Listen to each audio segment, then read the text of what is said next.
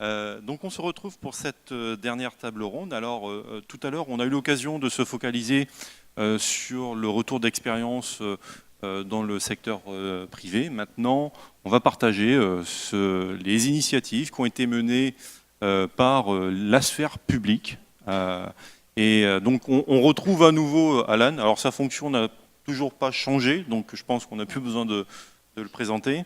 Claude Panero, qui est la directrice des impôts. Et puis Lucien Liot. Alors le titre exact, c'est Département Division Informatique et de la relation numérique à l'usager. C'est bien ça? C'est bien ça. Et puis Francis Peset, maintenant que vous connaissez bien, qui est le directeur du service informatique de la Polynésie française. Alors, on va commencer, comme tout à l'heure, par la présentation donc, du passeport digital par Alan. Et puis on finira par des questions dans le public. Alors, le passeport digital, donc par la CCISM et le ministère en charge du numérique. Alors, on va lancer la petite vidéo du spot TV qui a également été réalisée par l'équipe de Lucid Dream. Donc, merci la régie de pouvoir envoyer la vidéo, s'il vous plaît. Réseaux sociaux, e-commerce, site web, comment maîtriser ces nouveaux outils? Le ministère en charge du numérique et la CCISM lancent le passeport digital. 5 jours de formation et coaching spécialement conçus pour vous, chefs d'entreprise non salariés. Profitez de cette occasion unique, boostez votre business.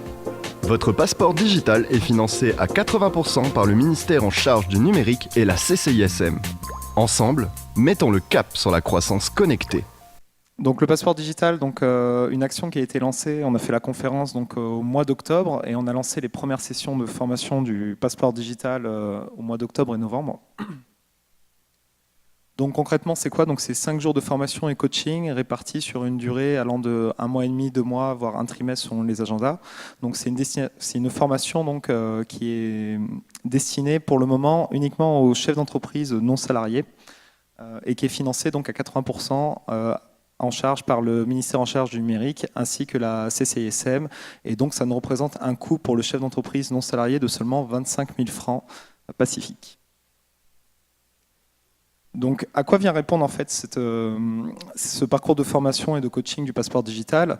Ça répond à un réel besoin de la part des chefs d'entreprise au niveau local, c'est-à-dire que ils n'ont pas de formation qui leur est destinée, ils ne bénéficient pas du fonds paritaire de gestion comme peuvent le bénéficier par exemple les salariés, et donc il fallait vraiment faire une formation qui répond vraiment aux demandes et aux attentes de la part des chefs d'entreprise, parce que le digital évolue très vite, il change complètement notre manière de consommer, notre manière d'interagir avec nos clients, et donc il est important pour le chef d'entreprise de pouvoir se former, un peu se remettre à niveau pour pouvoir digitaliser son business et également transmettre cette flamme du digital aussi à ses salariés, à ses employés.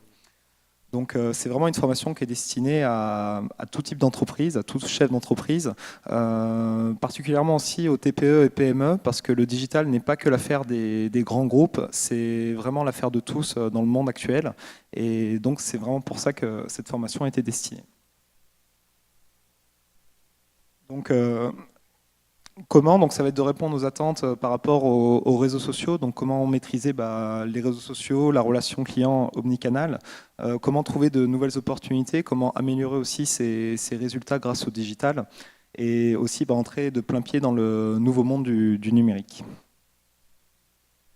Donc comment c'est réparti au niveau de la formation? Ce qui était important pour nous à la CCISM, c'était de s'adapter aux contraintes d'un chef d'entreprise, parce que le chef d'entreprise s'absentait pendant 5 jours ou pendant plusieurs semaines pour faire une formation, c'est pas évident.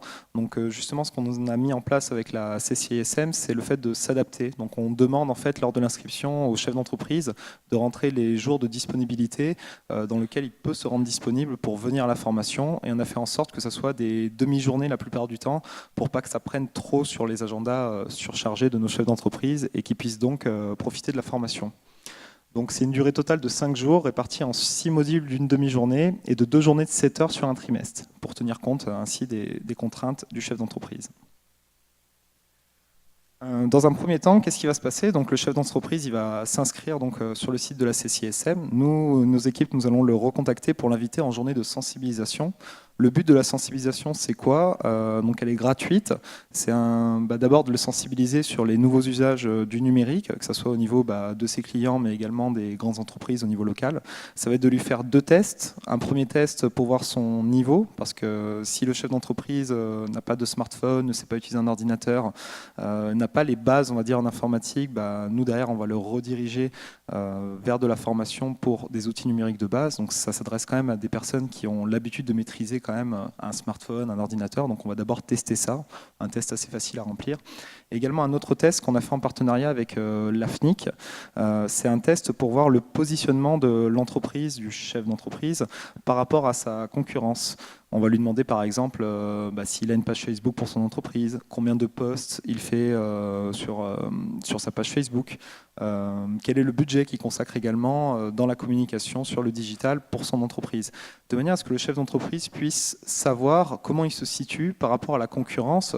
Alors on se base sur des données qui sont en métropole, mais avec les enjeux du digital au niveau du pays, on va rattraper, on va dire, les tendances au niveau mondial, et ainsi il peut savoir comment il se positionne par rapport à la concurrence, on va dire, mondiale ou les secteurs d'activité comparables dans d'autres régions dans le monde. Ensuite, donc, suite à cette journée de sensibilisation, on voit avec lui l'agenda. Il fait également son règlement au niveau du pôle entreprise. Et par la suite, donc, il va avoir 4 demi-journées en tronc commun. Donc tous les chefs d'entreprise qui font la formation Passeport Digital vont passer par ces 4 modules qui sont l'objectif Facebook et social business. Facebook, qui est le réseau social numéro 1 au monde, qui est très présent également en Polynésie. Donc comment gérer sa page Facebook, comment analyser les statistiques, comment créer du contenu. On va vraiment rentrer en profondeur dans ce réseau social pendant 3h30, et on va également évoquer à la fin de ce cours les autres réseaux sociaux qui comptent, comme YouTube ou WeChat ou d'autres sites, mais on se concentre vraiment sur Facebook. Le deuxième module, c'est objectif site web et mobile to store. Donc là, on est vraiment sur comment comprendre, on va dire, la mécanique générale d'un site web, et comme on l'a vu ce matin avec la présentation de Muriel, Mobile First, le mobile a un rôle de plus en plus important dans notre consommation d'Internet. Et lorsqu'on regarde même les études de la DGEN actuelles, on voit qu'aujourd'hui, la nouvelle personne qui va accéder à Internet, elle va davantage y accéder par le biais du mobile que plutôt par un PC fixe ou même un PC portable. On est plus sur un support qui va être tablette ou mobile. Donc comment adapter son site web pour qu'il soit consultable de manière mobile? On a également un troisième module donc dans ce tronc commun qui est donc comment gérer sa relation client omnicanal. Donc par quels outils? Est-ce qu'on peut passer par les messageries instantanées comme Messenger, WeChat, etc. Donc comment gérer sa relation et faire un peu le SAV de son magasin grâce à ces nouveaux outils. Et enfin, le dernier module donc, qui est le contenu de qualité. Pourquoi le contenu de qualité? Parce qu'au niveau des algorithmes, si vous avez un contenu de qualité en tant que chef d'entreprise, ce contenu a davantage de chances d'être liké, d'être commenté, d'être partagé, et ainsi de devenir davantage viral. Donc il est très important aujourd'hui, quand on est situé sur le web ou les réseaux sociaux, de créer du contenu de qualité et de meilleure qualité, donc d'utiliser de la vidéo, d'utiliser du texte. Il y a certaines méthodes pour faire des textes soit plus courts, soit plus longs. Il faut vraiment adapter son contenu par rapport au support auquel on va l'utiliser. Donc on apprend tout ça durant ce dernier module de tronc commun. Ensuite, on laisse au chef d'entreprise une journée de spécialisation de 7 heures en fonction de son secteur d'activité ou de ses besoins. Donc là, on ne va pas s'adapter à sa disponibilité, on va lui proposer une date parce qu'on va le mélanger avec d'autres groupes, mais ça peut être par exemple, vous êtes une pension de famille et vous voulez vraiment digitaliser, vous avez fait votre section tronc commun, on va vous recommander notamment de prendre la stratégie e-tourisme et comment gérer la relation touristique et comment gérer, on va dire, sa stratégie web et digitale en fonction de votre secteur d'activité qui peut être le tourisme par exemple. Donc parmi les cas de spécialisation, on a e-tourisme, e-commerce, web mobile to store et référencement et réputation. Donc le référencement, c'est comment on se positionne notamment sur les moteurs de recherche. Donc lorsque vous tapez, je ne sais pas, pension de famille à Tahiti, on sait au moins le positionnement dans lequel vous situez dans les moteurs de recherche, c'est ce qu'on appelle le référencement. Donc voilà dans l'ensemble. Stratégie e-commerce, c'est plutôt comment créer son site de vente en ligne, donc plutôt à destination des commerçants, des artisans. Et stratégie web et mobile to store, comment davantage être mobile et comment répondre aux requêtes de nos consommateurs qui nous recherchent par le biais du mobile et quels outils simples et concrets on peut utiliser pour être facilement repérable. Donc on parle beaucoup de Facebook, mais on parle aussi beaucoup des pages Google My Business parce que Google est le moteur de recherche numéro 1 au monde et les recherches sont pratiquement faites sur le mobile. Aujourd'hui avec Google, vous pouvez créer votre page assez facilement, on va dire, et de manière quasi gratuite. Et grâce à ça, vous pouvez être facilement repérable pour la plupart de vos clients. Enfin, donc, le passeport digital, c'est également, on l'appelle parcours de formation et de coaching. Donc là, on a vu tout l'aspect formation, à la fois le tronc commun, mais aussi la journée de spécialisation. Maintenant, on va passer au niveau du coaching. Donc le coaching, ça va consister en quoi? Le but, ça va être de mettre en relation le chef d'entreprise avec un coach. Il y a 2 catégories de coaching différents. C'est soit on fait un coaching sur le marketing digital, soit un coaching qui est davantage axé sur la création de sites web. Donc le chef d'entreprise, je choisis, on le met en relation directement avec un coach et le coach va intervenir directement dans l'entreprise du chef d'entreprise pour vraiment un bilan de coaching personnalisé et comment le faire vraiment passer à l'action tout en ayant un accompagnement derrière par la suite. Voilà. Au niveau des coachs, aussi bien de nos formateurs, nous avons fait appel à des coachs et des formateurs du Fénois. Et il y avait une importance de travailler avec eux. Et nous avons également un organisme de formation partenaire qui est l'organisme de formation API Formation. Enfin, une fois qu'ils ont fait leur parcours de formation et de coaching du passeport digital, donc ils repassent en dernière journée avec moi à la propulsion. Donc la propulsion, c'est quoi? Ça va être un peu de faire le bilan de ce parcours de formation et de coaching pour que même nous, on réponde au mieux à leurs attentes. C'est également aussi un moyen de leur remettre leur certificat, comme quoi ils ont bien suivi ce parcours de formation et de coaching. Et c'est également aussi les mettre en relation sur les solutions de financement qui peuvent exister, que ce soit les aides de la DGEN ou tout autre organisme qui peut faire des aides dans le domaine du digital. Et pour ça, on peut les mettre en relation, si le chef d'entreprise en a besoin, avec des conseillers du CDFE, donc le Centre de formalité des entreprises de la CCISM, de manière à mieux répondre aux attentes et aux besoins du chef d'entreprise. Enfin aussi, on les invite dès le début à rejoindre un groupe sur Facebook qui est rattaché à la page de la CCISM, qui est le club des DJ entrepreneurs. Je vous invite également à rejoindre le groupe si vous souhaitez le suivre. Le but, c'est de créer aussi une communauté au Fénois de DJ entrepreneurs et de pouvoir se partager, on va dire, les bons plans, les dernières mises à jour qu'on a sur des réseaux sociaux majeurs comme Facebook ou sur des moteurs de recherche comme Google. Le but, voilà, c'est de créer un peu une émulation et toute une communauté de DJ entrepreneurs au Fénois. Alors, s'il y a des questions, il y a plusieurs solutions et comment s'inscrire également. Donc, si vous avez des questions éventuelles, vous pouvez nous contacter sur digital@ccism.pf. Et comment s'inscrire? Donc, c'est directement en ligne sur le site de la CCISM. Vous avez un petit formulaire d'inscription à remplir et nos équipes par la suite vous recontactent pour vous inviter en première journée de sensibilisation, vous tester. Et si la formation correspond bien à vos attentes et à vos besoins, on s'engage par la suite et on voit tout ça ensemble durant la sensibilisation. Merci voilà. Alan. Et en passant, si vous avez des questions également à poser à Alan sur le sujet tout à l'heure, on le fera après cet atelier. Alors, si tu le permets, moi j'ai quand même une question. Donc on parle de la formation des patrons finalement au travers de ce passeport digital. Est-ce que leurs salariés sont également éligibles à cette formation? Alors ça c'est ma première question. Et la deuxième question, du coup, elle ne s'adresse pas à Alan, elle s'adresse aux personnes qui sont dans le public. Moi ce qui m'intéresserait, c'est de savoir si certains d'entre vous se sont inscrits dans cette première session de transition digitale et si vous pouvez également partager l'expérience que vous avez de suivi de ce passeport.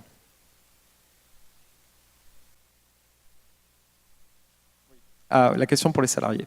Donc pour le moment, le fait d'attribuer les salariés, ça reste à l'étude, puisque eux bénéficient du fonds paritaire et pour le moment, ils ne peuvent pas bénéficier du passeport digital. Pour le moment, ça ne concerne uniquement les chefs d'entreprise non salariés. Ça a une raison parce que les chefs d'entreprise, vu qu'ils ne bénéficient pas du fonds paritaire de gestion, ils ne pouvaient pas avoir accès à la formation. Donc c'est aussi assez nouveau au pays de pouvoir former les chefs d'entreprise. Et deuxièmement, on priorise le digital au niveau du chef d'entreprise parce que le digital aujourd'hui, lorsqu'on voit comme ça bouleverse traverse le monde, c'est vraiment une priorité d'en sensibiliser et d'en informer vraiment les chefs d'entreprise. C'est eux qui dirigent leur entreprise. Je veux dire, le digital, c'est pas quelque chose qu'on va confier aux stagiaires ou aux nouveaux venus. Le chef d'entreprise, il doit avoir conscience que le digital, ça a une importance capitale pour son business, pour son entreprise, pour pas se laisser distancer par ses concurrents, mais aussi pour rester à la page et toujours capter des clients. Donc le digital, c'est une affaire de chef d'entreprise, et en étant sensibilisé par la suite, oui, il pourra ensuite envoyer, lorsque le fonds paritaire pourra le permettre, il pourra envoyer ses salariés ou quoi. Mais la stratégie digitale d'une entreprise, elle doit être décidée et gérée par le chef d'entreprise lui-même, voilà, et non pas par le stagiaire. Et s'il y en a qui veulent partager... J'en ai vu quelques-uns. Bonjour à tous, Linda Artnau. Donc, j'ai une société qui s'occupe de communication et j'avais pas mal de questions concernant le digital puisque j'achète beaucoup de prestations pour mes clients et aussi par rapport à des projets que j'ai à côté de ça. Et c'est vrai que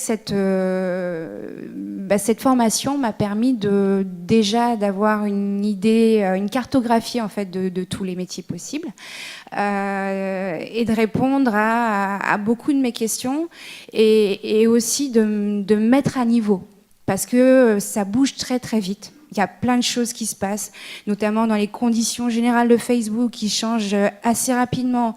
Des petits outils aussi pour mieux surveiller son Facebook Pro, savoir qui voit, qui est-ce qui s'y passe, si on est performant, aussi sur son site internet aussi, puisque les besoins qu'on peut avoir sur Facebook, on les retrouve aussi sur son site internet. Et donc, toutes ces questions que je me posais et auxquelles j'arrivais pas à obtenir des réponses auprès de mes fournisseurs, je les ai trouvées à travers ces formations. Voilà. Et aussi de très bons contacts. Ça, je vous en remercie énormément parce qu'il y a pas mal de formateurs que je ne connaissais pas, qui ont leur entreprise et qui vont permettre de répondre aussi à des besoins que j'ai dans mes divers dossiers. Donc, merci beaucoup. Vraiment, ça a été une formation assez enrichissante et j'ai encore 2 modules à faire. Voilà. Merci beaucoup. Merci Linda pour ce témoignage. Rapidement, moi je voulais juste poser une question puisqu'on est sur le sujet. Est-ce que ces formations sont payantes? On n'a pas abordé ce sujet. Oui, cette formation est payante à 25 000 francs à charge du chef d'entreprise, sachant qu'il y a déjà 80% qui est pris en charge aussi par le ministère en charge du numérique ainsi que la CCISM. Et je ne l'ai pas remercié, je l'ai marqué dans le PowerPoint, mais je voudrais également remercier RTIT Nuit, qui est également notre partenaire pour ce parcours de formation. Donc oui, 25 000 francs après déduction pris en charge par le ministère en charge du numérique et la CCISM. Eh bien, c'est bon à savoir. Merci beaucoup, Karl Tefa-Atao. On passe à la deuxième présentation, donc la directrice des impôts, qui va nous parler de sa stratégie de transformation digitale. Très bien, donc je suis Claude Panero, la directrice des impôts, et Lucien est le chef de la division de l'informatique et de la relation numérique à l'usager à la DICP. Et nous avons été sollicités pour vous faire un partage d'expérience autour de OINI Service, la télédéclaration de TVA, que l'on va mettre en production d'ici la fin de ce mois, si tout va bien, et je crois que les choses vont aller bien de ce point de vue. Avant de vous exposer un peu plus dans le détail ce que sont les bénéfices attendus de cette télédéclaration de TVA, dont j'ai retenu d'ailleurs ce matin qu'elle avait été, d'abord dans ta présentation, Karl, citée comme une attente des entreprises et évoquée également par le président de la Polynésie comme une grande avancée pour le secteur public, parce qu'on a beaucoup parlé du privé lors de cette journée, et le secteur public doit aussi, et c'est l'ambition que porte le ministre de l'économie numérique, que de voir le secteur public avancer aussi avec des téléservices. Sauf que le secteur public, c'est pas facile à mouvoir, c'est pas évident de bouger les choses. Et avec mon homologue du service de l'informatique, Francis Peset, nous savons que c'est pas facile d'arriver à mettre en œuvre des téléservices. Pour autant, les administrations et la direction des impôts en particulier, tout en étant en capacité aujourd'hui de produire son premier téléservice, Lucien vous l'exposera tout à l'heure, a aussi une stratégie du numérique. Et avant que d'aborder le détail de la télédéclaration de TVA, il nous a paru intéressant de vous exposer un petit peu ce qu'est notre stratégie du numérique pour vous permettre de comprendre que notre démarche de produire un premier téléservice, on a beaucoup parlé d'ambition aujourd'hui, on a beaucoup aussi parlé de réalisme, la Socredo a parlé d'humilité aussi face au digital, et c'est vrai qu'on a beaucoup d'ambition, et notre projet est très ambitieux, mais on est aussi à la lucidité et au réalisme de souvent se rendre compte que quand on produit un téléservice, on a tout de suite le sentiment qu'il n'est jamais assez pour celui qui va le recevoir. Et la télédéclaration de TVA, même si c'est pour nous un très beau projet, c'est un projet dont on a la lucidité de penser qu'il n'est encore et évidemment très insuffisant par rapport aux attentes qui sont celles des contribuables aujourd'hui. Pour autant, il existe. Il a été très difficile à sortir. Parce que nous n'avons qu'une seule ressource aujourd'hui à la DICP pour avoir travaillé dessus, même si bien sûr on a aussi beaucoup parlé de conduite du changement. Il a été conduit avec une vraie dynamique de changement au sein de la DICP, mais la question des moyens pour les secteurs publics, le secteur public en particulier, c'est vraiment quand même un sujet important et on n'a pas toujours les moyens de nos ambitions, mais pour autant il faut quand même avoir de l'ambition. Et je profite d'ailleurs pour remercier Aefara qui a confectionné pour nous le diaporama, c'est le chef du bureau de la communication. Je rends à César ce qui appartient à César. Je veux simplement faire valoir aussi que cet ordinateur portable n'est pas une photographie des ordinateurs que nous avons à la DICP. Nous avons des postes de travail bien plus modernes, vous l'imaginez. Alors, pour parler un petit peu de ce qu'est notre stratégie du numérique, simplement vous parler de Pareo. Pareo, c'est le programme d'assiette de recouvrement des e-services, des obligations fiscales. C'est le programme qui enveloppe notre stratégie du numérique et qui a pour particularité de placer les e-services en amont de toutes nos évolutions et notre refonte modulaire des applicatifs métiers. Plus précisément, le programme Pareo, qui conduit notre stratégie du numérique pour les années futures, est en fait composé de deux volets. Un volet qui est complètement tourné vers les usagers clients, puisque c'est notre priorité que de satisfaire aux attentes qui nous sont faites aujourd'hui de télédéclarer et de télépayer ses impôts. Donc on est complètement axé sur l'usager client et notre ambition est de pouvoir mettre en production chaque année 1 ou 2 téléservices qui, à terme, nous conduiront au point ultime de notre évolution en termes de téléservices, c'est le compte fiscal en ligne qui permettra à tout un chacun de télédéclarer, de télépayer ses impôts, mais également de consulter sa situation fiscale, de téléréclamer, bref, de faire beaucoup de choses de manière sécurisée avec un contact direct avec les agents de la DICP. Et puis, le deuxième volet de notre programme Pareo, c'est celui pour le service public fiscal d'être en capacité demain de refondre ses applicatifs métiers. Il faut que vous sachiez que la DICP travaille aujourd'hui avec des applicatifs métiers qui sont très obsolètes du point de vue des technologies, puisqu'ils sont vieux de plus de 20 ans, et qu'il nous faut pouvoir les refondre. C'est d'abord une obligation technologique qui nous est faite, mais c'est aussi la capacité que nous avons demain à mieux performer avec des outils modernes, puisque vous le savez, en tout cas partout dans le monde, les administrations fiscales ont été performantes au moment où elles ont investi dans le numérique. La DGFiP en métropole, qui est dans le tout numérique, est un exemple au plan européen de ce point de vue-là, mais partout, les administrations scandinaves, anglo-saxonnes, ont fait le pari et ont investi évidemment dans le tout numérique pour voir leur mission performer. Et c'est aussi notre ambition que d'être plus performant avec des outils modernes et ensuite d'investir. On a entendu parler tout à l'heure de valeur ajoutée. La valeur ajoutée pour nous, avec des téléservices qui ne sont, et on ne doit jamais l'oublier, qu'un moyen de faciliter l'impôt pour ce qui nous concerne, mais de ne jamais déshumaniser la relation à l'usager. Ça, c'est extrêmement important. Le téléservice, il facilite, mais il n'anéantira pas, il n'annihilera pas pour le futur une relation humaine, et donc le besoin de toujours recourir à un conseiller pour être informé et à être accompagné dans l'accomplissement de ses obligations. Donc Pareo, c'est notre programme d'action. Je vais passer très vite sur cette stratégie du numérique qui nous amène à avoir posé des jalons. Ces jalons, ils sont sur les 7 prochaines années les suivants. Alors on est très ambitieux avec très peu de moyens, mais mon rôle à moi, c'est d'essayer d'avoir des moyens.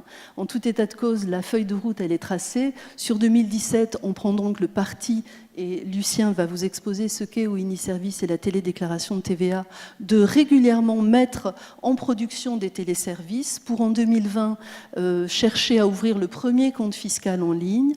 Parallèlement, nous allons mener le deuxième projet de refonte de nos applicatifs métiers que l'on espère voir mis en production à leur tour en 2023 et en 2024, être en capacité d'avoir un module décisionnel complet qui permettra au pouvoir public en particulier de disposer des outils nécessaires à la bonne conduite des politiques publiques et particulièrement en matière fiscale. Pour être plus précis, cette fois sur la manière dont, dans les avancées modulaires et sur les 3 prochaines années, nous entendons mettre en œuvre des téléservices, je viens à la précision en laissant à Lucien le soin de revenir sur la V1 de OINI Service, la télédéclaration de TVA. La V2 en 2018 intégrera un régime fiscal sur la TVA, le régime simplifié d'imposition qui n'est pas prévu dans la version 1. Nous aurons également la télédéclaration de la CST salariée, avec les annexes nominatives, et également le télépaiement sur lequel nous n'avons pas été en capacité de le sortir sur la V1, tout simplement parce qu'aujourd'hui, pour l'administration fiscale, le télépaiement, c'est pas tant un problème technique de le mettre en place, que ce soit le paiement par carte bancaire ou le prélèvement à l'échéance, c'est surtout un problème juridique dans l'organisation statutaire et administrative de la Polynésie et la répartition des règles du trésor public qui appartiennent à l'État et non pas à la Polynésie. Donc c'est plus aujourd'hui pour nous une problématique juridique et on espère pouvoir la lever dès 2018. En 2019, nous intégrerons la télédéclaration de l'impôt sur les sociétés et de l'impôt sur les transactions. J'ajoute d'ailleurs que sur 2018, lorsque je parlais de la TVA et de la CST, pourquoi fait-on le choix de ces impôts? C'est tout simplement parce que ce sont des impôts à échéances successives, c'est-à-dire des contraintes très fortes pour les entreprises qui sont obligées de déclarer tous les mois, et donc les impôts les plus chronophages en termes de temps pour ce qui les concerne.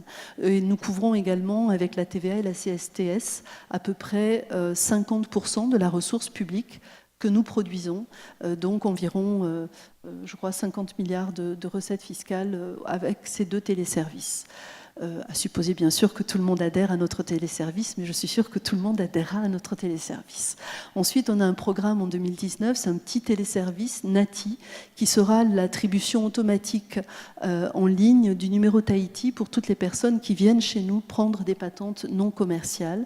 Et puis en 2020, bien sûr, le point ultime d'un rendez-vous futur dans Smart Polynésie, Carl, pour vous présenter, je l'espère, le compte fiscal en ligne à partir des téléservices qu'on aura été en mesure de produire. Nous sommes très ambitieux, nous n'avons que très peu de moyens, et donc notre rôle et notre objet, n'est-ce pas Nicole, sera d'essayer d'obtenir les moyens qui vont avec toute cette ambition numérique que nous portons. Et c'est ainsi que je vais laisser la parole à Lucien pour qu'il vous expose maintenant la manière dont est conçue la télédéclaration de TVA. Oui.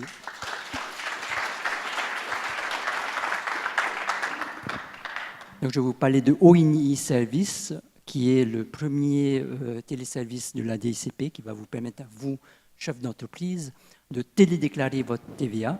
Et si votre déclaration fait apparaître une situation créditrice, à ce moment-là, vous aurez le choix de demander en ligne le remboursement de votre crédit de TVA. OINI Service, c'est un acronyme. C'est l'organisation des impôts numériques en e-service. Mais ça va bien au-delà de ça parce que au-delà de cet acronyme, nous avons voulu rattacher ce terme-là à un mot tahitien, OINI, qui veut dire la corbeille de palme de cocotier tressé, qui est symbolisée là au milieu du logo de OINI, et qui, dans les temps anciens, était destiné à recevoir les repas. Donc c'était un symbole de simplicité, la simplicité dans laquelle tout un chacun, nous comme vous, chefs d'entreprise, pourront contribuer à l'intérêt général. Donc les objectifs de OINI Service, c'est dans un premier temps la visée d'une cible large en ouvrant la possibilité aux assujettis au régime réel de TVA d'effectuer leur télédéclaration de TVA.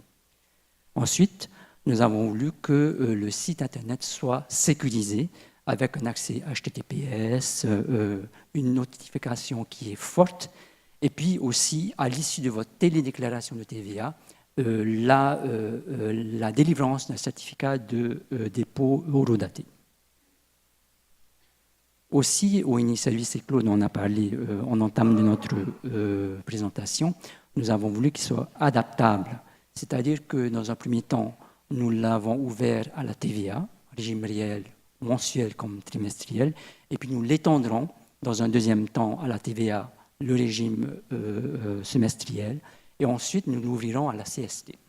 Et puis, effectivement, lorsqu'on va lever la contrainte juridique, on pourra vous proposer le télépaiement par carte bancaire. Et enfin, non des moindres, nous avons voulu que OINI Service soit conçu sur une grande simplicité. Tout doit être fait en l'espace de quelques clics. Et puis, nous avons reproduit aussi un formulaire, le formulaire que vous avez l'habitude de renseigner, mais les calculs se feront de façon automatisée. Et puis, lorsque vous demanderez votre remboursement de TVA, ça se fera en un seul clic. Et les bénéfices attendus maintenant.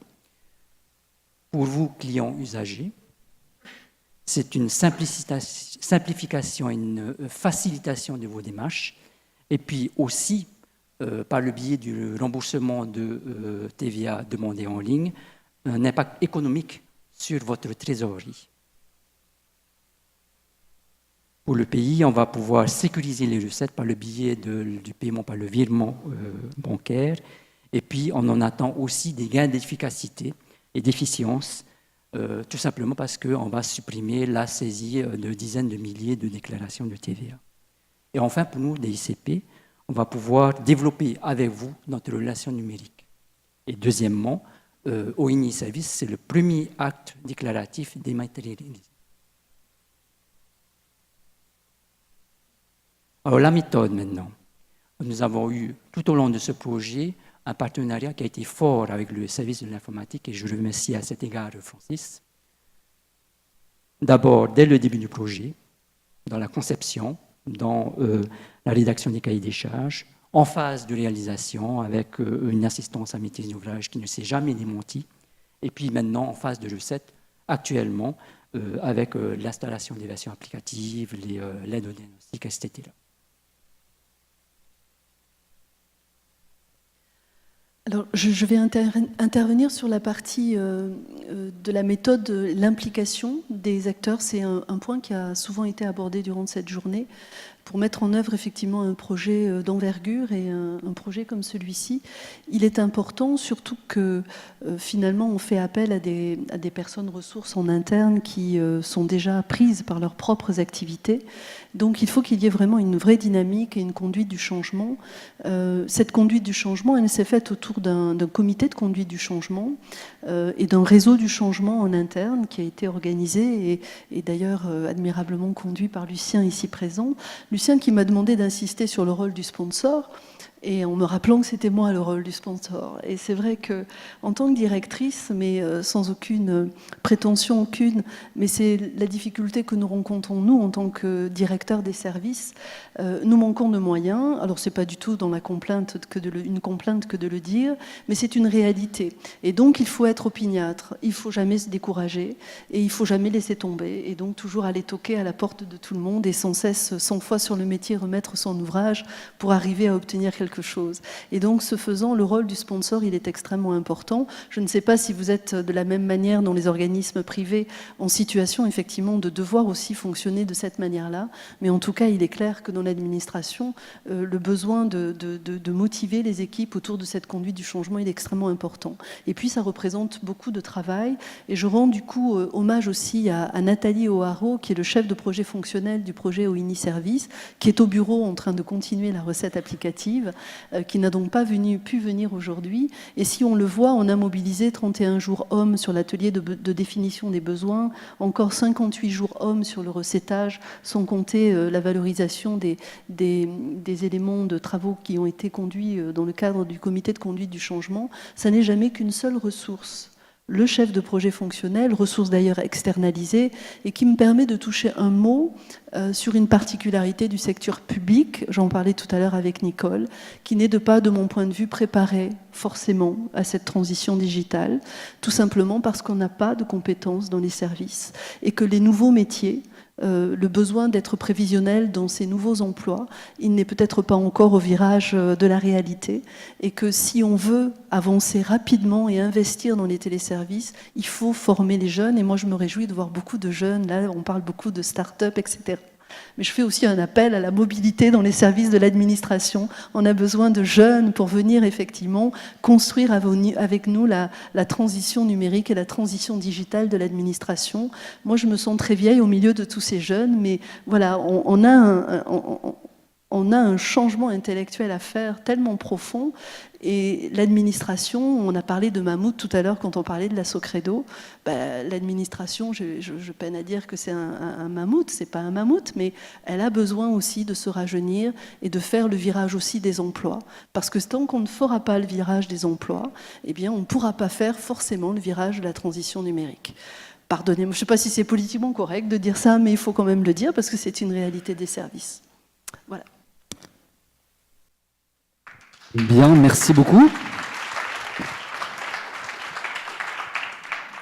Alors, comment est-ce que OINI Service est organisé? Pour vous, vous aurez le volet e-service et qui vous permettra, dans un premier temps, de demander votre adhésion en ligne. Et une fois que votre demande aura été processée par les services de la DICP, vous pourrez librement accéder pour faire votre télédéclaration et puis aussi consulter vos documents déclaratifs et vos certificats de dépôt horodatés en ligne. Pour ce qui nous concerne, nous, en back-office, on va procéder à la validation de vos télédéclarations, faire le match avec les virements qui ont été reçus et puis traiter votre demande de A à Z. Voilà. Ça apparaît comme un peu comme un discours de la méthode, comme Descartes, mais OINI, ça va être, c'est concret, ça va venir à production d'ici la fin du mois de décembre, donc peut-être avant la Noël, ce sera un beau cadeau pour nous et pour vous aussi. Donc OINI, vous avez ici à l'écran d'accueil justement de OINI.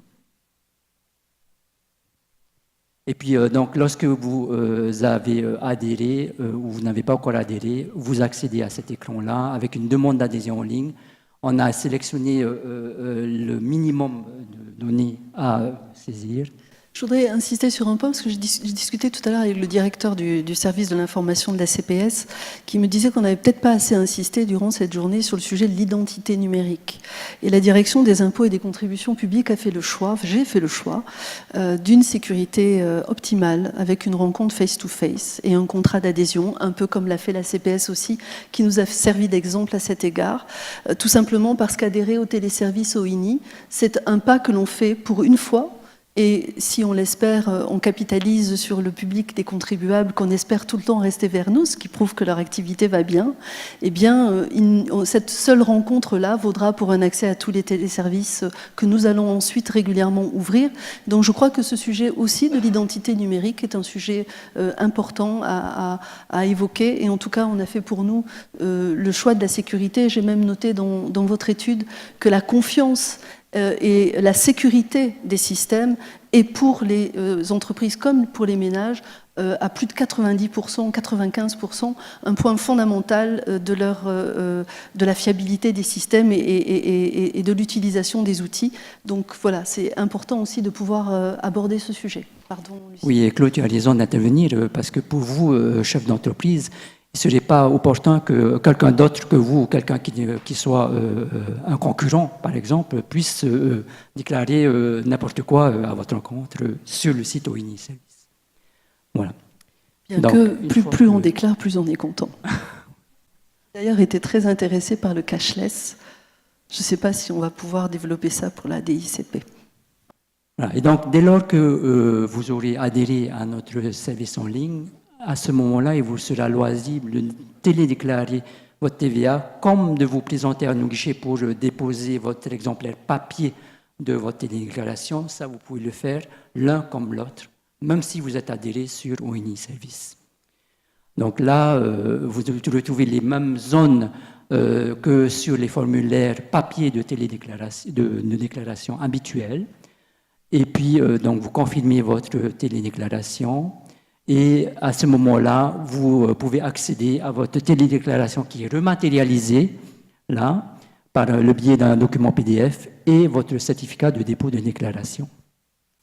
Alors c'est ce fameux certificat de dépôt qu'aujourd'hui tout le monde vient en réalité chercher chez nous avec un tampon et qui fait des longues queues à la DICP, bien que ça se soit beaucoup arrangé. Mais voilà, désormais on n'aura plus besoin de se déplacer à la DICP, on aura déjà son certificat de dépôt. C'est un beau document. Il faut savoir sublimer aussi les téléservices. Et puis, in fine, ce qu'on peut dire de OINI, c'est que OINI, c'est aussi simple qu'un simple clic. Ça, c'est tout l'humour de Lucien. Voilà. Donc voilà, simplement pour conclure, vous l'avez vu, on produit quelque chose, on est très humble et très réaliste, on sait qu'il y a encore beaucoup de chemin à parcourir, mais on sait aussi qu'on a une feuille de route et qu'on sait où on va. Et on est vraiment pétri de l'idée d'y aller, et puis on est très très enthousiaste à l'effet d'y aller. Et puis Aifara a terminé en mettant merci de votre attention sur une feuille de AP. Alors du coup, je lui ai demandé à Aifara, puisque tu nous as fait un beau diaporama, regarde un petit peu quelle est la symbolique de la feuille de AP. Mais il n'y a pas de hasard. Savez-vous quelle est la symbolique de la feuille de AP ? C'est le symbole de la prospérité. Alors en tant que directrice des impôts et des contributions publiques, je ne peux que espérer la prospérité dans les ressources publiques de la Polynésie. Et puis, il y a une autre signification à la feuille de AP, enfin au AP, à la plante, c'est qu'elle est une inspiration pour les artistes. Alors on n'est pas des artistes en matière de fiscalité, mais à l'inspiration de faciliter l'impôt. Je crois que, et c'est important de le dire, quand on facilite l'impôt et quand on simplifie, le téléservice, c'est un outil formidable pour l'administration de simplifier. Alors pour nous, de simplifier l'impôt et surtout d'améliorer la qualité du service public. Et somme toute, quand on est à pouvoir produire un service public de qualité, quelque part, les pouvoirs publics sont là à rendre la considération que l'on doit à celui qui contribue, donc aux citoyens qui payent ses impôts. Merci de votre attention.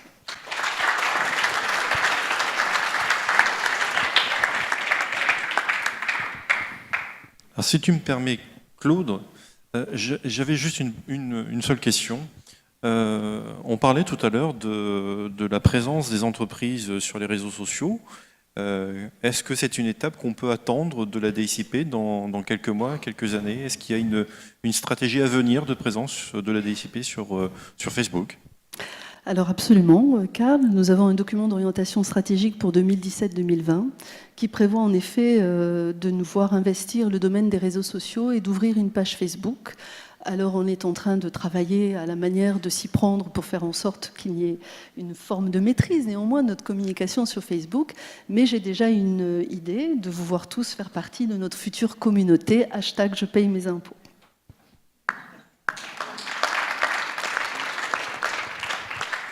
Je vous propose désormais de passer donc à la dernière présentation qui nous sera faite par Francis, donc qui est le directeur du service informatique de la Polynésie française et qui va nous parler de la transformation numérique au service de la modernisation de notre système de santé. Oui, bonjour. Merci Claude. C'est toujours très très difficile de passer après Claude. Donc, je vais vous présenter, alors c'est pas tellement avec ma casquette SIPF, mais c'est plutôt avec ma casquette faisant fonction de directeur des opérations pour la mise en place du futur espace numérique de santé, en fait. Et je devais présenter ça avec Mereo Mirvin, qui est la directrice adjointe de la direction de la santé publique, et malheureusement, elle n'a pas pu être là. Donc, on s'excuse. Alors, on a parlé ce matin de l'aspect un peu disruptif du numérique dans les domaines aériens, dans les domaines de l'énergie. Et s'il y a un monde dans lequel le numérique est en train de revoir tous les codes, c'est bien le monde de la santé, en fait. On prévoit que dans moins de 10 ans, en fait, 80% des tâches actuelles des médecins spécialistes seront effectuées par la machine, par des systèmes ça a déjà commencé, des systèmes d'intelligence artificielle. Donc en fait, le numérique est vraiment totalement disruptif. C'est un levier maintenant majeur de transformation des organisations de santé qui sont, mine de rien, extrêmement complexes, mais aussi des pratiques, dans les pratiques médicales, voire de la prise en charge des patients. Donc en fait, on passe peu à peu d'un modèle de médecine préventive. Ça permet d'évoluer d'un système qui, pour l'instant, est curatif, à plutôt un modèle de médecine préventive et prédictive. Je ne sais pas si vous êtes au courant, mais Google, par exemple, travaille beaucoup là-dessus. Donc, Claude en parlait tout à l'heure,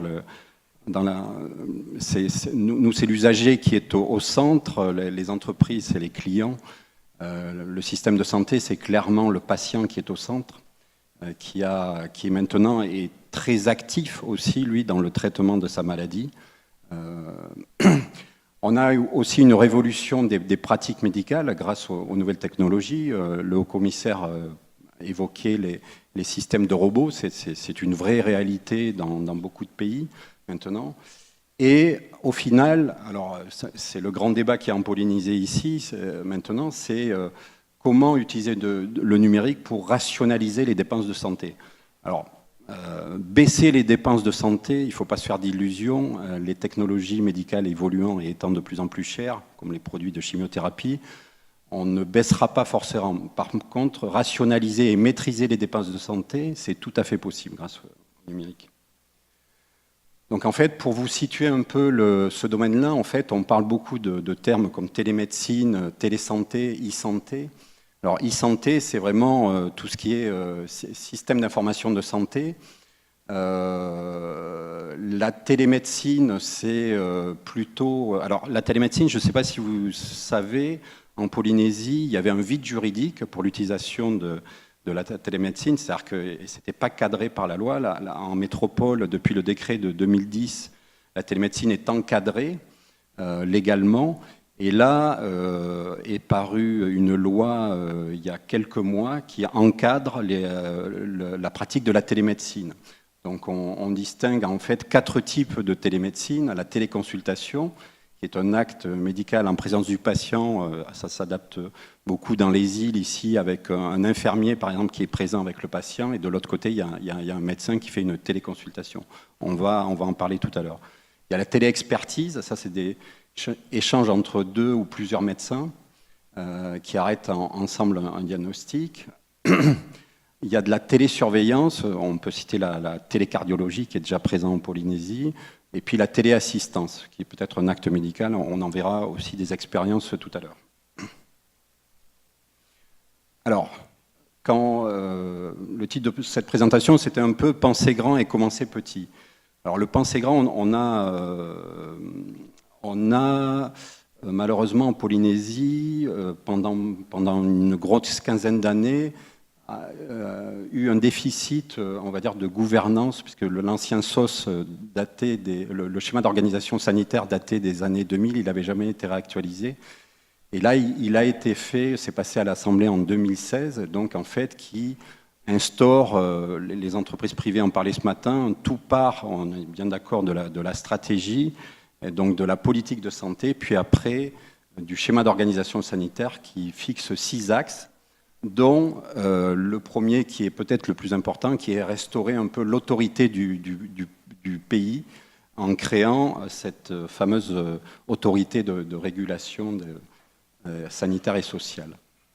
L'axe 2, c'est améliorer la santé dans les archipels, et là on voit tout de suite que la télémédecine ou télésanté peut améliorer grandement la santé dans les îles. Adapter l'offre de soins en fonction de l'évolution des besoins, c'est-à-dire qu'en fait, pour résumer, bon, je ne veux pas trop m'avancer, mais en fait, on passe en Polynésie progressivement d'une médecine qui est purement curative et donc qui coûte extrêmement cher à un système de médecine plutôt préventive, en faisant de la prévention. La santé est un concept global, c'est-à-dire qu'il n'y a pas que la maladie, il y a le bien-être, il y a l'alimentation, il y a le sport et santé. Donc tout ça, ça va se faire progressivement, c'est-à-dire que le ministre de la Santé parle d'une génération, en fait, entre guillemets, perdue, mais la volonté politique est là.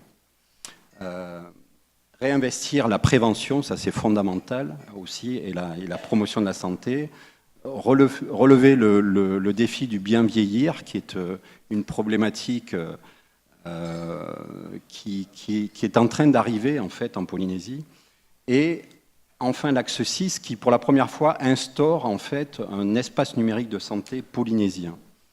Alors, on va détailler un petit peu. Cet espace de numérique de santé polynésien, c'est d'abord créer une gouvernance forte des systèmes d'information de santé. On en a parlé ce matin. On ne peut pas faire de la transformation numérique d'un secteur si on n'a pas une gouvernance forte. C'est ce qui nous a manqué pendant une quinzaine d'années. Et donc là, les bases sont posées depuis mai cette année. On va prioriser les moyens et les énergies sur ce qu'on appelle le DMP, le dossier médical partagé, et mettre en place une télémédecine au service des soins primaires dans les archipels. Avec, je ne sais pas si vous savez, il est prévu de créer un établissement des soins primaires qui va rassembler tous les dispensaires, petites infirmeries, postes de secours dans une seule entité, et qui va aller au-delà de l'aspect médical des choses, mais qui va s'occuper aussi de l'aspect prévention, de l'aspect social, de l'aspect sport et santé aussi. Voilà. Donc, tout ça dans une stratégie d'ouverture de systèmes d'information et d'interopérabilité entre les différents acteurs principaux, les différentes structures qui vont alimenter et qui vont bénéficier de cet espace numérique de santé. C'est à la fois la CPS, c'est le CHPF, c'est la direction de la santé, ce futur établissement de soins primaires, mais aussi, bien sûr, les cliniques privées, voire les médecins généralistes. Et tout ça passe par l'organisation de référentiels communs. Alors, les référentiels communs, tu parlais d'identité de l'usager, là, c'est exactement la même chose, c'est l'identité du patient. Il faut qu'elle soit unique et partagée par l'ensemble des acteurs du réseau. Donc c'est le référentiel patient qui va nous être fourni par la CPS, les référentiels aussi des professionnels de santé. Pour pouvoir échanger de la donnée, il faut qu'on ait un référentiel unique des professionnels de santé. On reparle, j'ai entendu dans la presse, de la carte entre guillemets vitale qui avait été prévue au début des années 2000. Bon. En fait, voilà, donc référentiel des structures et établissements de soins et référentiel des médicaments. Donc l'intérêt, c'est de fluidifier aussi l'accès aux données médico-administratives en préservant bien sûr la protection des données et à terme de bâtir, comme nous le faisons par exemple sur le SIG, d'avoir une stratégie d'open data en termes de données de santé. La transparence des pratiques et des décisions des professionnels, voilà, de santé, qui a mieux à informer et à orienter les citoyens. Alors, il y a une vigilance toute particulière en termes de sécurité. On ne va pas détailler parce qu'on n'a pas le temps, mais c'est la notion d'hébergement de données de santé. Lorsqu'on partage de la donnée, pas dans le cadre d'un parcours de soins, on est obligé d'héberger, d'être compatible avec le décret hébergeur de données de santé de métropole. Alors, on l'a dit ce matin, la transformation numérique et on va dire et les systèmes d'information doivent clairement s'aligner par rapport à la stratégie de l'entreprise. Et là, c'est la stratégie politique de santé. Donc, en fait, ça doit s'aligner à la fois sur la politique de santé et le schéma d'organisation sanitaire. Donc depuis 2010, on a la chance d'avoir un schéma directeur stratégique du système d'information global de santé, qui est le socle en fait unificateur et cohérent de tous les systèmes d'information, à la fois celui-là de la CPS, du CHPF, de celui-là qui sera le futur des hôpitaux périphériques et celui-là de l'établissement des soins primaires. C'est un peu la déclinaison du SOS concernant donc l'espace numérique de santé.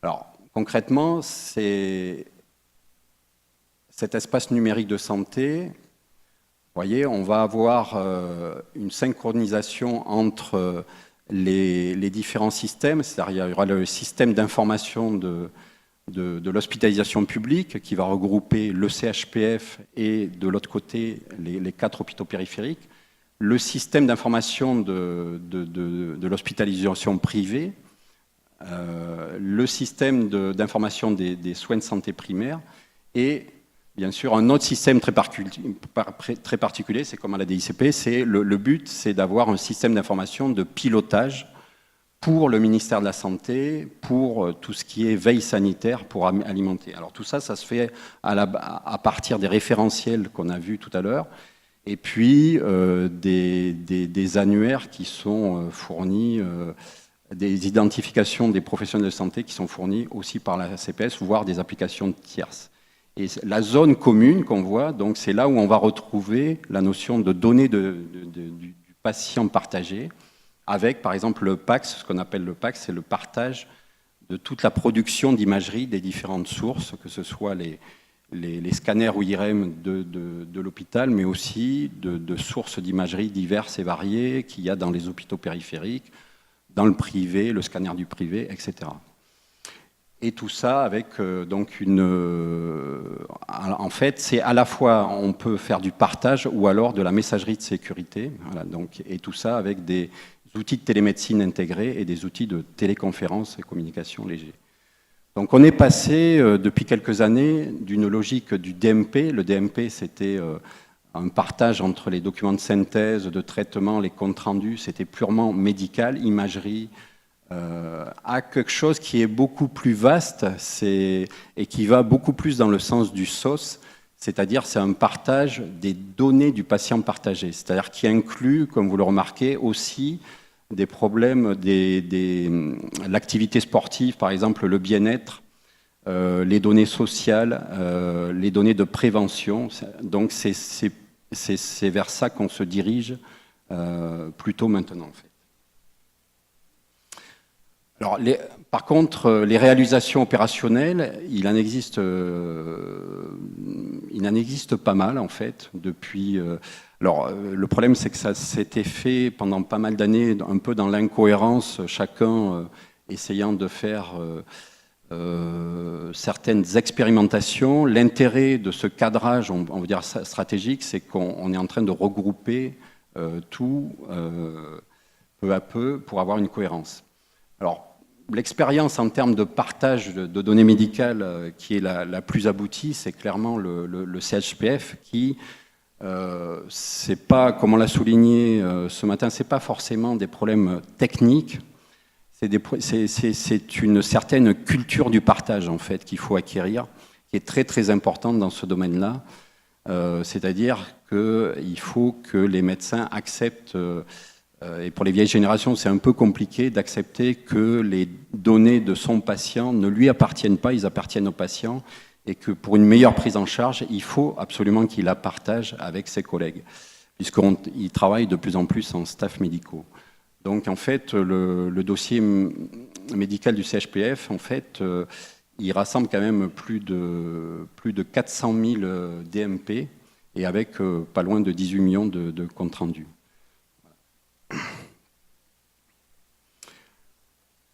Autre expérience, c'est le centre Tétiaré qui le CHPF a ouvert après accord de la CNIL son dossier patient pour améliorer le parcours patient entre le CHPF et la prise en charge au centre Tétiaré, c'est-à-dire que pendant toute la durée de prise en charge à Tétiaré, ils ont accès, le médecin a accès au DMP de l'hôpital, et à la fin de la prise en charge, met un compte rendu pour que lorsque ces patients très lourds repassent aux urgences du CHPF, ils ont l'information de ce qui s'est passé à Tétiaré. Donc c'est un peu une amélioration du parcours de soins et du partage de l'information médicale avec le centre Tétiaré. Autre expérimentation qui est quand même très aboutie, c'est la télédialyse à Raiatea. Alors pendant, je ne sais pas si vous êtes au courant, mais pendant très longtemps, les patients dialysés des Îles-sous-le-Vent devaient déménager à Tahiti, ils n'avaient pas le choix. Et donc, depuis quelques années, une unité a été montée à Raiatea. Et grâce au câble, il faut féliciter aussi l'OPT, grâce au câble, maintenant, on peut faire clairement de la télédialyse, c'est-à-dire que les séances de Raiatea ne nécessitent pas un néphrologue sur place. En fait, le néphrologue est au CHPF. Et ce n'est pas le tout, la télémédecine. L'intérêt, c'est qu'il faut partager aussi de l'information médicale, et ils partagent l'information médicale au travers du DMP Web qui est, vous voyez, intégré dans leur applicatif métier. Autre expérimentation, là, cette fois-ci dans le privé, c'est la médicalisation de l'atoll de Tetiaora par la télémédecine. Donc ça, c'est la société Fenua Medex qui a réalisé ça. C'est-à-dire que lorsque l'hôtel Brando s'est monté, en fait, l'hôtel Brando cherchait un infirmier salarié, et en fait, Fenua Medex a proposé une prise en charge globale de la santé des 200 salariés qu'il y a quand même sur site, au travers d'une solution de téléconsultation, donc ils font à peu près 1000 en moyenne. Et ce qu'on peut dire, c'est qu'en un an, en fait, le directeur du Brando était un peu sceptique, mais en fait, vu que les travailleurs sont beaucoup mieux pris en charge, dès qu'ils ont un petit problème de santé, ils ne sont pas évassanés, donc déjà ça fait des économies, mais en plus, donc ça leur a réduit les congés maladie de presque 30% en fait. Voilà. Donc, la rémunération est de type forfaitaire, c'est ce qu'on appelle la capitation. Alors, ça a été souligné par la métropole comme étant, on n'est pas lié au système de santé métropolitain. Donc, le président de la Fédération hospitalière de France nous disait, il y a quelques années, profitez du fait que vous avez l'autonomie sur la santé pour être innovant, puisque eux ne peuvent plus l'être, ils ont un carcan administratif. Et donc ici, ça c'est quelque chose qui est quand même intéressant, c'est un système, on va dire, forfaitaire en fait, et pas à l'acte. Alors qu'en métropole, par exemple, la tarification à l'acte entraîne certaines dérives. Voilà. Et donc, ils sont aussi en train d'expérimenter pour certains atolls isolés avec les travailleurs de Robert Vagne, une valisette de télémédecine. Enfin, ça, c'est pour... je pense qu'elle est peut-être dans la salle, la valisette. Et donc, ça, c'est une valisette qui embarque, on va dire, des possibilités d'examen biologique, de tension ou autre, et qui sont télétransmis directement au médecin qui est sur papier-été. Alors, vous avez bien vu, il y a à la fois le partage de la donnée, il y a aussi l'échange de données. Et là aussi, on a une réglementation très particulière, c'est-à-dire que la messagerie doit être... On doit envoyer absolument toute donnée médicale nominative par messagerie cryptée, chiffrée. Donc, pour l'instant, le choix qui a été fait, c'est la solution EpiCrypt, mais on regarde aussi la partie MS Santé, la messagerie de santé de l'ASIP Santé, l'Agence nationale des systèmes d'information partagés. Et en fait, cette messagerie permet, le haut-commissaire cité des infirmiers en poste isolé, eh bien, s'ils appellent le SAMU, par exemple en pleine nuit, le SAMU peut leur envoyer un document sur le patient qui est à partir du dossier du CHPF ou d'autres. Voilà. La télécardiologie, là aussi, c'est le fait de pouvoir équiper principalement les patients des îles qui sont équipés d'un défibrillateur ou stimulateur cardiaque, d'un petit boîtier avec une simple puce Vodafone et qui va émettre en cas de problème ou tous les matins sur un serveur sécurisé. Et donc, ça va permettre que le patient qui est dans les îles ne revienne pas tous les 6 mois juste pour une visite de contrôle, et aussi, surtout, dès qu'il a un problème, de pouvoir avertir l'infirmier de l'île qu'il y a réellement un problème. Donc là aussi, on fait d'énormes économies d'Evassan. Modernisation des soins primaires des dispensaires des Tuamotu-Gambier, ça aussi, c'était une expérimentation qui avait permis avec certes un peu de technique, mais très très peu de logiciels, mais surtout une nouvelle organisation, une nouvelle régulation des EVASAN en provenance de ces îles-là, d'économiser 25% d'EVASAN en moins de 2 ans. Ouais. Voilà. Et en plus, là aussi, c'est pareil, c'est un peu comme le Brando, c'est une amélioration qualitative des soins à distance. Puisque le grand enjeu de la politique de soins, c'est aussi d'avoir une égalité de l'accès aux soins, quel que soit où on se trouve en Polynésie.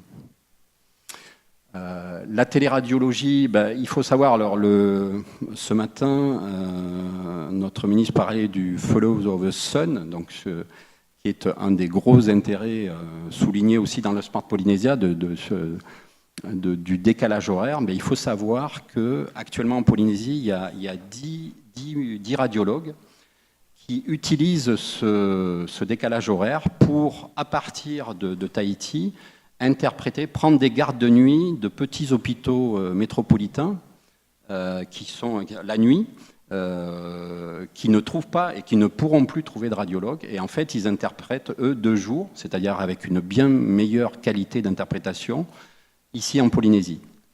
Un de ces radiologues est à Moorea, et lui, c'est une vraie petite start-up. Il a développé un logiciel de téléradiologie qu'il a installé en métropole et dont il assure la maintenance dans le sens inverse aussi, c'est-à-dire qu'il assure la maintenance de nuit en métropole, qui est toujours un problème, 2 jours ici. Voilà. Alors, en conclusion, ce qu'on peut dire, c'est que s'il y a un endroit dans le monde où on comprend bien l'intérêt de, par exemple, la télémédecine, c'est bien la Polynésie, en fait. Donc ça efface les distances et ça favorise les échanges entre les professionnels en rationalisant les moyens, on y croit beaucoup, et de manière novatrice et efficiente.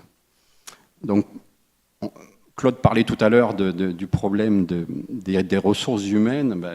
La santé publique est aussi victime d'un manque énorme de ressources humaines, et même les jeunes médecins polynésiens qui reviennent en Polynésie, on va avoir du mal à les envoyer dans les îles, clairement.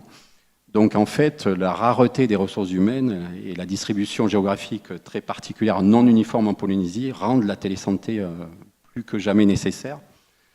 Et lors de notre passage en métropole, avec le ministre du numérique, mais le ministre de la Santé a aussi pris des contacts, en fait, ce qui est proposé aussi à l'État, c'est de se servir de la Polynésie un peu de base expérimentale à grandeur de l'Europe pour pouvoir mieux gérer, eux, leurs déserts médicaux qui est en train d'arriver et qui est un vrai problème en métropole. Et on en a déjà parlé, le développement du numérique, donc c'est un levier important dans la maîtrise des dépenses de santé, clairement. Si j'ai bien compris, Francis, on parlait beaucoup de dossiers communicants en 98. Tu as expliqué que globalement, en 15 ans, rien ne s'était fait. Est-ce que tu peux nous dire pourquoi rien ne s'est fait? Qu'est-ce qui s'est passé? Est-ce que c'était technique? Est-ce que c'était d'ordre stratégique, politique? Est-ce qu'on peut rentrer un peu plus dans le détail, mais pas trop? Alors, c'est vrai que le premier projet, le président l'évoquait ce matin, le projet METOA avait un volet santé qui était le réseau santé polynésien, dont certains se souviennent ici. C'était le dossier médical communicant. Et effectivement, les consultants du schéma directeur du CHPF à l'époque qui étaient venus et qui travaillaient, eux, à la demande du ministère de la Santé en France sur le premier DMP français, nous avait clairement dit on avait réellement une longueur d'avance sur la France à l'époque. Alors qu'est-ce qui s'est passé? Alors moi j'ai pas dit qu'il ne s'est rien passé, hein. C'est-à-dire il se passe quand même beaucoup de choses, mais qu'on a subi certains aléas. Mais par contre, pourquoi ça n'a pas abouti par exemple en 2000, dans les années 2000? Tout simplement parce que suite à un remaniement ministériel en 2001, en fait, le chef de projet qui portait un peu le projet, qui était un médecin, Dr Sami Dovidar, est parti et puis a été remplacé 1 ou 2 années plus tard par un médecin informaticien. Et en fait, on a eu une dérive à la fois des objectifs du projet et surtout de la gouvernance. Il n'y avait plus aucune gouvernance et donc le projet a dérivé. Puis après, en 2004, on est tombé dans l'instabilité qui a fait qu'on n'avait plus du tout. C'était devenu un projet purement technique qu'on voulait imposer aux médecins et qui n'en voulaient pas. Maruru, Hervé Vergeot de Fenouamedex. Voilà, je voudrais intervenir par rapport à la question de la télémédecine. Il faut réaliser que la télémédecine, c'est la mise en synergie de 3 domaines technologiques très, très pointus. La médecine, l'informatique et les métiers de la communication. Il faut faire marcher ces 3 disciplines d'un même pas. Donc c'est un petit peu délicat, c'est un petit peu difficile, hein, on le voit au quotidien. Donc c'est pour ça, je pense qu'il y a eu une difficulté à la mise en place. Il faut mettre tout le monde en synergie pour avoir un résultat efficace. Je crois qu'aujourd'hui, après pas mal de tâtonnements, d'essais, on arrive quand même à marcher d'un seul pas ensemble et à avoir des projets qui sont beaucoup plus concrets, beaucoup plus opérationnels. Mais l'avenir est serein. Voilà. Merci. J'imagine que ce sera le mot de la fin. A priori, 2 fois, 3 fois adjugé. A priori, tu imaginais très très bien. Merci à tous et à toutes d'être restés aussi nombreux et nombreuses en cette fin de journée pour cette toute première édition de la Smart Polynésia. Hélas, notre ministre en charge de l'économie numérique n'a pas pu se libérer. Je vais donc donner la parole à sa directrice de cabinet, Nicole Lévesque. Donc je voulais vous présenter d'abord les excuses de notre ministre qui a été appelé dans une autre réunion. Vous savez qu'en ce moment, le gouvernement a plusieurs fers au feu et il n'a pas pu être là cet après-midi. Il le regrette vraiment parce qu'il vous a dit ce matin que le numérique était vraiment un secteur dans lequel il croyait et qui allait révolutionner notre fonctionnement social. Et je peux vous garantir qu'il était sincère. Je voulais vous remercier tous de sa part d'être restés, surtout vous qui êtes encore là et qui êtes restés jusqu'au bout. Merci à vous. Je voulais remercier aussi, encore une fois, les membres du comité Smart Polynésia. L'aventure n'est pas terminée puisque la task force dont vous a parlé le ministre, c'est en fait ce comité, plus quelques personnes que l'on va inviter pour élargir un peu le cercle.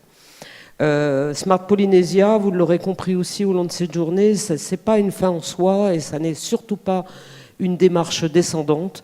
Ce que nous voulons construire avec tous les acteurs économiques et aussi avec notre administration, c'est une démarche collective sur laquelle j'insiste beaucoup, une démarche qui nous permettra d'échanger, de se communiquer des idées et d'agir surtout ensemble et non pas en silo comme on a l'habitude de dire, chacun dans son coin. Les énergies sont trop peu nombreuses en Polynésie pour qu'elles se dispersent partout. Voilà, donc n'hésitez pas, allez sur le site, c'est fait pour ça. Discutez, critiquez, suggérez, faites la promotion de vos idées mais aussi de vos produits. J'ai entendu de belles choses toute la journée et j'ai vu beaucoup de jeunes très motivés. Je voulais revenir sur les moyens de l'administration et j'allais dire la nécessaire révision du logiciel des fonctionnaires quant au numérique. On est en train de réfléchir là-dessus, notamment avec notre chef du service de l'informatique, pour voir comment on ne pourrait pas travailler avec des start-up. Pourquoi pas changer aussi notre fonctionnement administratif et plutôt que de tout faire avec des fonctionnaires, pourquoi pas faire des partenariats administration start-up sur des projets spécifiques. Donc, et quelqu'un m'a suggéré, il est parti, c'était Olivier tout à l'heure, de lancer des concours d'idées, c'est ce qu'on va faire. Une problématique spécifique, on lance un concours d'idées, quelqu'un nous propose un projet, on regarde s'il est viable, et s'il est viable, on part ensemble. Et on se fait un petit contrat et on essaye d'aller jusqu'au bout. Voilà, ça c'est, j'allais dire, l'administration 3, 4.0 qu'on essaye de mettre en place avec Francis Peset, et je le remercie d'ailleurs de son opiniâtreté à vouloir révolutionner notre information, notre administration numérique. Voilà. Je voulais remercier aussi bien sûr tous les responsables d'entreprise qui ont accepté de partager leur expérience tout au long de cette journée, et nos chefs de service et fonctionnaires aussi qui ont pris de leur temps. Et Dieu sait si il est cher, notamment pour les contribuables. Et voilà, merci à vous tous d'avoir bien accepté, en tout cas, de nous montrer que, à la fois dans les entreprises locales, mais aussi dans notre administration, les choses bougent. Et voilà, il faut en parler, il faut qu'on échange, il faut qu'on se connaisse. Et Smart Polynesia, c'est fait pour ça. Et je vous donne rendez-vous, j'espère. En tout cas, j'allais dire, la Polynésie française dans son ensemble vous donne rendez-vous l'année prochaine. Mais entre-temps, l'année prochaine, on fera une nouvelle journée Smart. Mais entre-temps, on vous donne rendez-vous sur le site. Donc, je le rappelle, au cas où vous n'auriez pas noté, www.smart-polynesia.com. Et posez toutes vos questions, on vous y répondra. Voilà, merci à tous et bonne fin de journée.